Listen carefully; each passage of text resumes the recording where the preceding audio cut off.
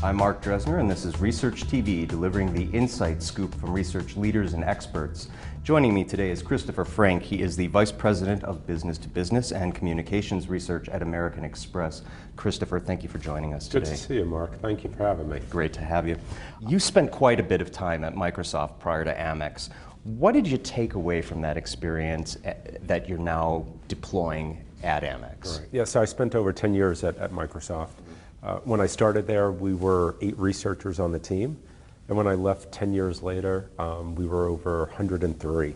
One of the key skills that I think Microsoft really teaches you and that I took away and brought with me to American Express was this concept around precision questioning and precision answering. And I think, we carry that through the experience as lead business to business research and also focus on communications and advertising research. And we are fortunate today to have all this information at our fingertips, yet I think people feel less informed. And this ability to question is probably the number one skill that I transferred from one culture to another. And the whole purpose of information is to really provide, direction, to organize it, and then to also shape and formulate the problem. And too much information just gets in the way. Now, Amex is, 160-something years old? 162 years old. What kind of a research culture are you dealing with at Amex? Are you finding yourself making changes? Is very focused on the customer. So when you talk about research and insights and understanding the market and the voice of the customer, it is really embedded in the DNA of the company. They want to hear it.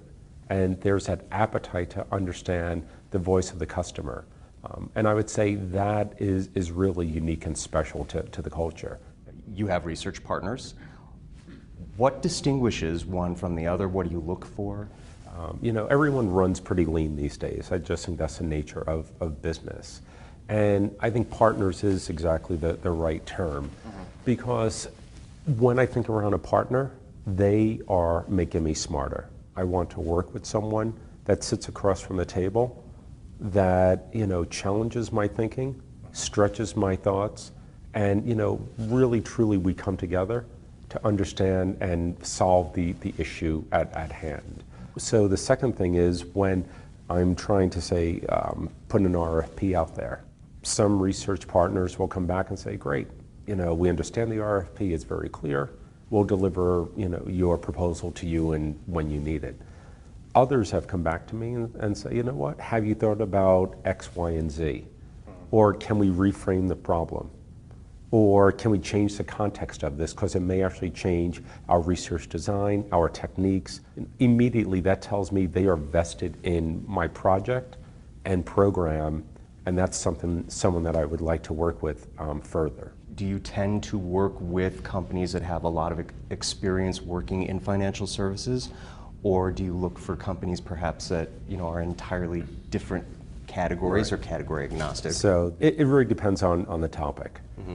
We work with a number of agencies that do have financial industry expertise. There's a foundational layer that everyone understands, and we're able to quickly build on that. But I think the other thing is we're doing a lot around growth and innovation and trying to understand where our customers want to go. And you get that fresh learning and that new perspective by looking outside the industry. So depending on the situation, we will look for different experiences and different expertise.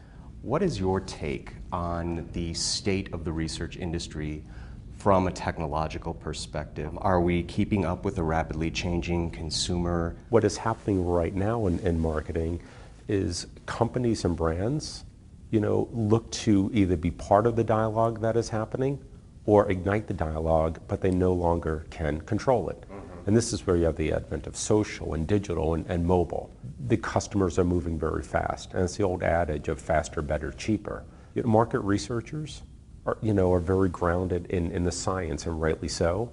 But I also think there has to be additional agility in terms of how quickly we capture the data, we report it, and then create this kind of rapid iteration loop. And I think that last component is missing. And I think if market research could figure out how to get that and using technologies to get that loop and that my term, flywheel going, I think that is where the secret sauce will be. Excellent tips, great insight. Thank you very much, Chris.